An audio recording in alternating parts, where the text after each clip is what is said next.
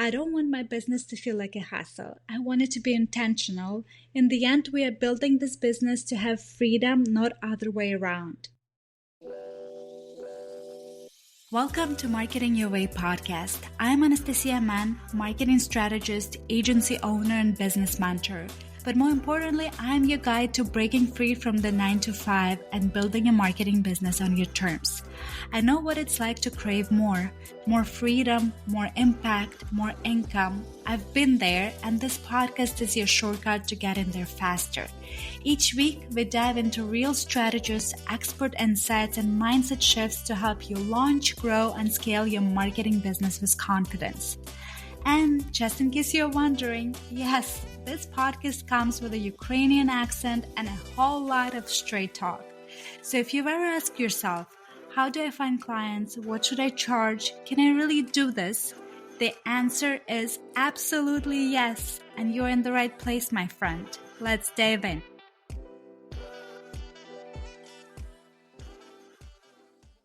Hey, welcome to today's episode of Marketing Your Way. I'm your host, Anastasiia, and if you've been thinking about starting your marketing agency, but you're still working full-time, I've got a step-by-step strategy for you. This episode is a solo show, and it will be all about how you can start building your agency while keeping the security of your 9-to-5. It's not only possible, but it can also be incredibly rewarding if you approach it with the right mindset. We are talking time management, building the foundation, getting your first clients, and even setting a timeline for when you can officially leave your job and go all in. I'm sharing some real actionable tips based on my own journey, and I'm hoping this episode helps you feel a little more confident in making that leap when the time is right. Okay, so first things first, time management. This one is a huge one, right? I mean, you've got your full-time job, your family, and now you're trying to build this business. You're stretched thin. I totally get it. So how do you make it work? And here's what I'm going to tell you. You can find time for the things that are important. You just need to be intentional about it. For me, I had to make a decision early on. If I really wanted this to work, I had to prioritize my time differently. I started waking up at 5 a.m. Yep, you heard that right, 5 a.m. And you know what? At first, it was really hard. It felt like I was giving up sleep, and I love my sleep. But it became the sacred time, just me, a cup of coffee, and my business. Those 2 quiet hours before the world woke up was everything. I'd work on my business until 7 a.m. It wasn't much time, but it was enough to check things off my list, focus on goals, and make real progress. Then, around 7 a.m., I'd jump in the shower, do my makeup, and get dressed. By 7:30, I'd wake up my family and get my daughter ready for school. By 8:10 a.m., I was out of the door, dropping her off and getting to the office. Now, I know waking up early might be not for everyone, but if you're struggling with time, the 5 a.m. Club book by Robin Sharma is for you. It's a game changer. The whole premise is about how the first few hours of your day set the tone for the rest of it. If you can carve out that quiet, uninterrupted time for yourself in the morning, it's like you're getting ahead of the game before the world starts pulling at you. I can't tell you how much that book motivated me when I was getting started. And here's the thing. While I was working on my business, I was still giving my 100% at my full-time job. I'd say it again. Don't take time away from your job to work on your side hustle.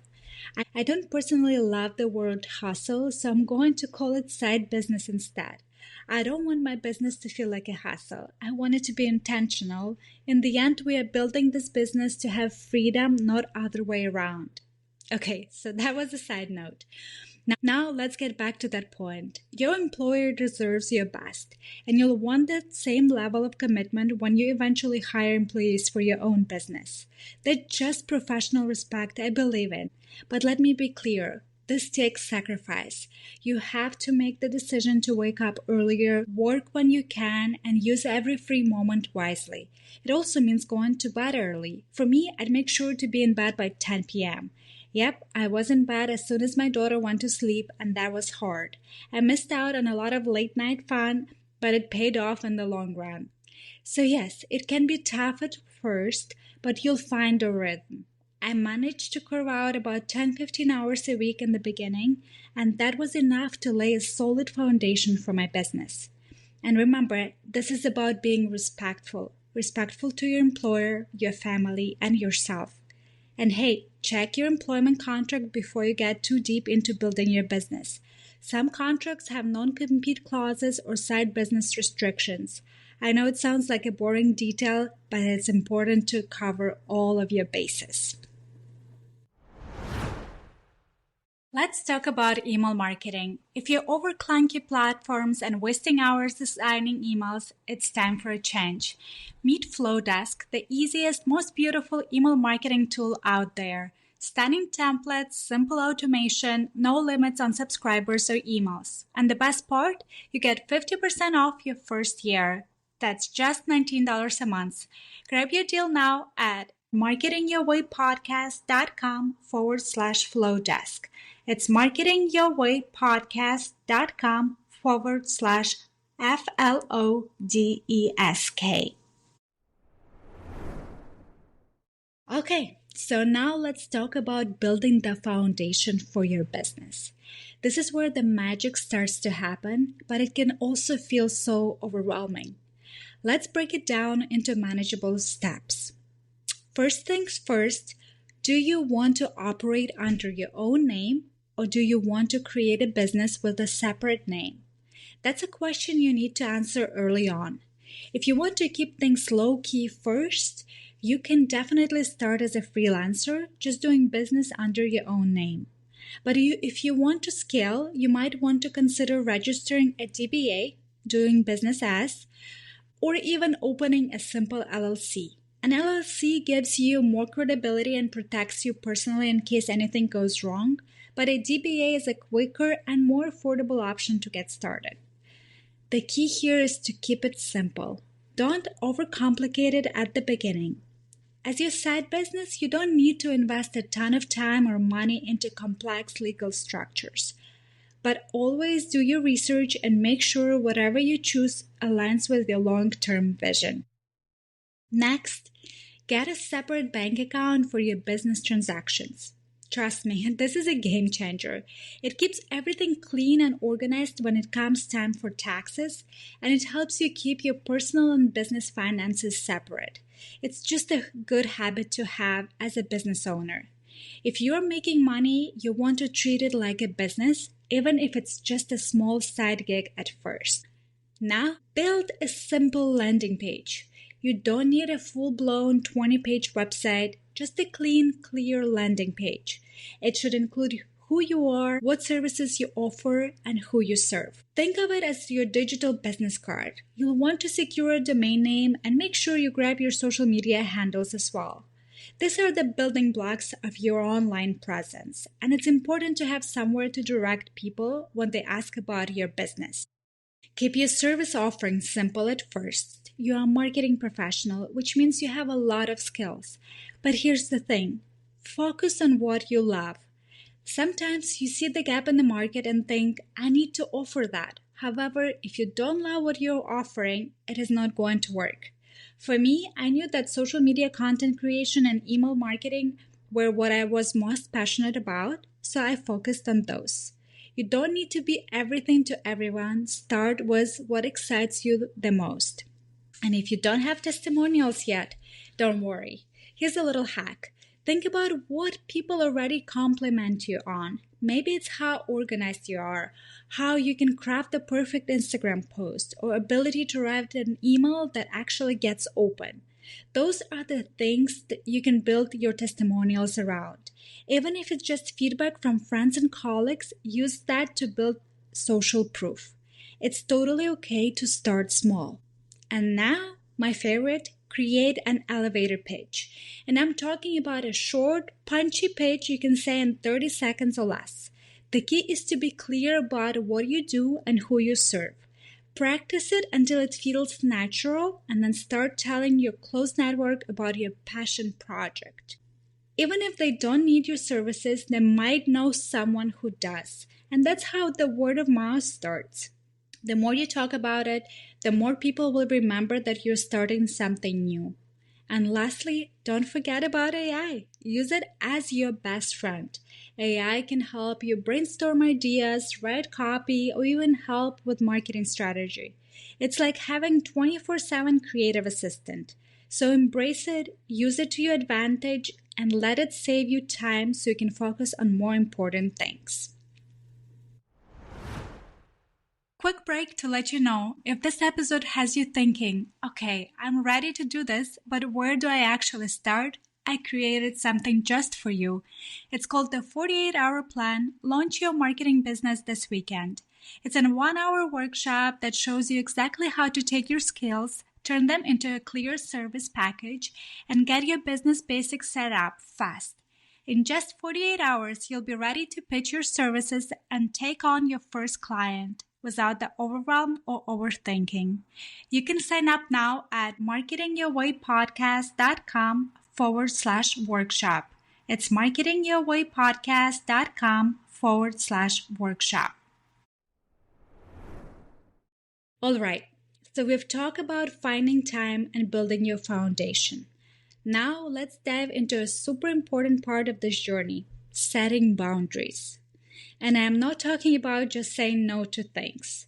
Though, trust me, you'll definitely need to do that too. It's about creating a balance that allows you to build your business without burning out. Look, I'm not going to sugarcoat it. This journey takes sacrifice. But it's not about sacrificing your health or your relationships or your sanity. It's about making intentional choices that protect your energy while you build your dream business. Allow yourself downtime. When you're working full-time and building a side business, it's easy to get caught up in the hustle mentality. But here's the thing. Not everything you do needs to make money. You have to recharge or else you'll hit a wall. And you won't have any creativity left to build your own business. For me, I found that having a hobby outside of work was crucial. I took up painting by numbers, yes, painting by numbers, as a way to unwind. It wasn't about being perfect at it. It was about letting my mind relax and not think about my business for a bit. I also got to spend quality time with my family without my mind wandering to work stuff. So find something that lets you disconnect and recharge, whether it's reading, exercising, cooking, or even binge watching your favorite show. Another big one, set limits on social media. As a marketing professional, it's easy to get sucked into the endless scroll, but social media is also a huge time suck. I set a timer on my phone for how long I could spend on Instagram or Facebook. When the timer goes off, I'm done. It helps me to stay focused when I'm working on my business and ensures I'm not wasting time that I should be spending on more important things. And please, do not skip your personal time. When you're building a business, it's easy to think you have to work around the clock. But trust me, those late nights can take a toll. I made a rule for myself that once my daughter went to bed, I was done for the day. I'd shut down my laptop, put my phone on silent, and spend that time with my husband or just enjoy some quiet time alone. This brings me to a crucial point. Set boundaries with your family too. I'll be honest, there were moments where my daughter needed me and I was too caught up in my business. I remember one night she came to me asking for my attention and I kept saying, just 5 more minutes. It happened about 6 times and I finally realized this was not okay. I was working hard to build a future for us, but I was missing out on moments that mattered. So I made a decision. When it's family time, my phone goes off and I'm present. It's a hard rule, but it's been one of the best decisions I've made for my well-being and my relationships. Lastly, be kind to yourself. There are going to be days where you feel like you are juggling it all and it's overwhelming. And I get it. But remember, this isn't about being perfect. It's about finding the right balance that works for you and being intentional with your time. All right, so now we're diving into the fun part, getting your first clients. Because let's be real, nothing makes a side business feel real like a paying client, right? When I first started, the biggest question I had was, how do I even find clients? And here's the truth. It all starts with your network. The people you already know can be your first clients. So start talking about your business with your closest friends, family, and colleagues. I know it feels a little awkward at first. I felt the same way. But when you start talking about your passion project, people will get excited for you. Even if they don't need your services, they might know someone who does. Word of mouth is so powerful, and it's one of the easiest ways to get your first few clients. My first client was actually my husband's ex-boss. He had recently transitioned from being a financial advisor to a life coach, and he needed help managing his social media. That was my first gig, and I was so nervous, but I did it. And that one project opened the door to more work and referrals. So do not underestimate the power of talking to your close network about what you're doing. Next, let's talk about outreach. If your network isn't giving you clients just yet, don't be afraid to go out there and find potential clients. LinkedIn is a goldmine, especially for marketing services. Start by researching small businesses or entrepreneurs who are active on the platform. Look for people who might need help with social media, email marketing, or branding. Then reach out. Send a personalized message introducing yourself and explaining how you could help them. Keep it short, to the point, and don't sell too hard in your first message. Think of it as a conversation starter. Another great way to find clients is to start building your online presence. Start posting regularly on social media, especially LinkedIn, Instagram, Facebook. Share valuable content related to marketing, business, and the services you offer. Consistency is key here. It's not about posting every day, but about showing up regularly and positioning yourself as someone who knows their stuff. When people see your posts, they'll start to think of you when they need marketing help. And don't forget your website or landing page. Once you've got your services offering down, you can use your landing page as a tool to get clients. When people check you out, they'll want to see what you're offering. And that simple page with your services and a little about you, that's all they need for now. But here's the trick. Make sure you have a clear call to action on that page. Maybe it's book a free consultation button or contact me form. Get them to take that action and reach out. Now, if you are not getting the responses you want, do not give up. Getting clients takes time, and you might need to send a few follow-up emails or messages. But here's the thing. Don't be afraid of the rejection. In fact, welcome it. Every no gets you closer to a yes. And don't be discouraged by people who don't respond. People are busy, and sometimes they just need a reminder. Be polite, be persistent, and stay professional. Lastly, do not overlook the power of referrals. Even if you are just starting, ask your first few clients for testimonials or referrals. Testimonials give you credibility, and referrals are like free leads. If someone is happy with your work, they're more likely to recommend you to someone else. And before I forget, use AI to help. It's such a great tool to writing outreach emails, crafting copy, or even brainstorming content ideas. It will save you time and energy so you can focus on the strategic stuff. Okay, so now that we've covered how to find time, build your foundation, and set your boundaries, let's talk about the big question. When do you actually leave your full-time job? I get it. It's a huge decision, and one you want to make thoughtfully. You don't want to jump too soon, but you also do not want to wait for too long either. So how do you know when the time is right? The key here is consistency and planning. One of the best ways to transition out of your full-time job is by focusing on creating steady income from your business. For me, that meant getting recurring revenue. I worked hard to secure contracts that were for a minimum of 3 months. Whether it was social media management, email marketing, or content creation, I knew I needed to ensure that my business could pay for bills before I took the leap. So once I started making money from my side business, I saved a portion of it.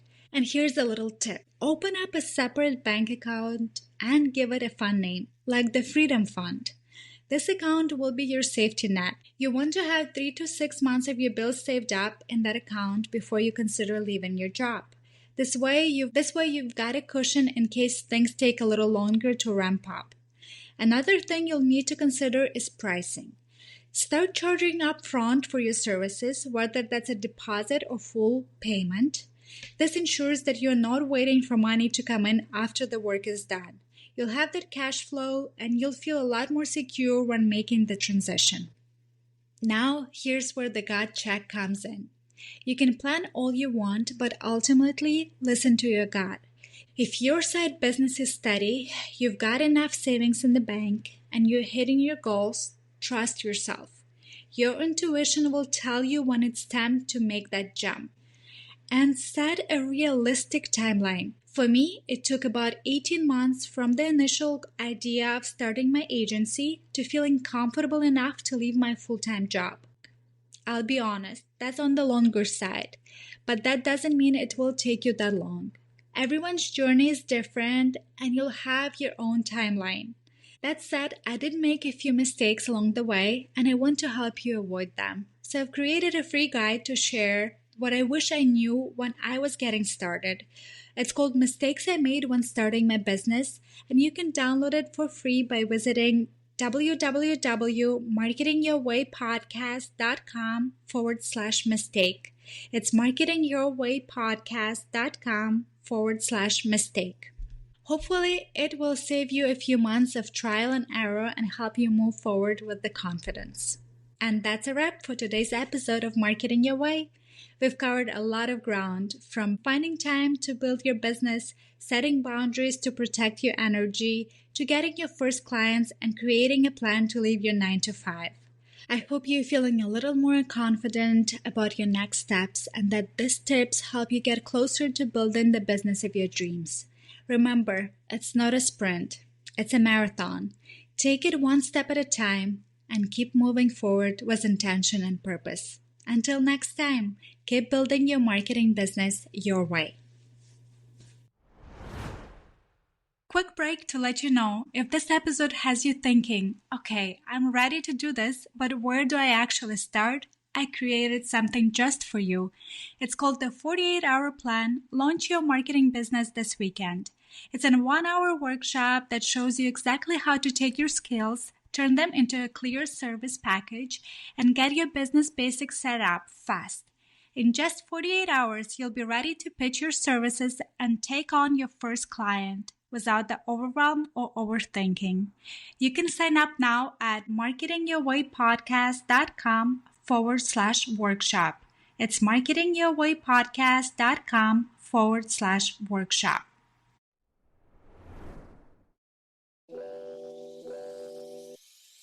And that would be it for today's episode of Marketing Your Way podcast. I hope you are walking away with fresh ideas, new insights, and the confidence to take your next step. If this episode spoke to you, please do me a favor and leave a review. It will help more marketing experts like you to find the show and build their dream business. And hey, don't forget to hit subscribe so you never miss a new episode. Thanks for hanging out with me today. Until next time, keep building your marketing business your way.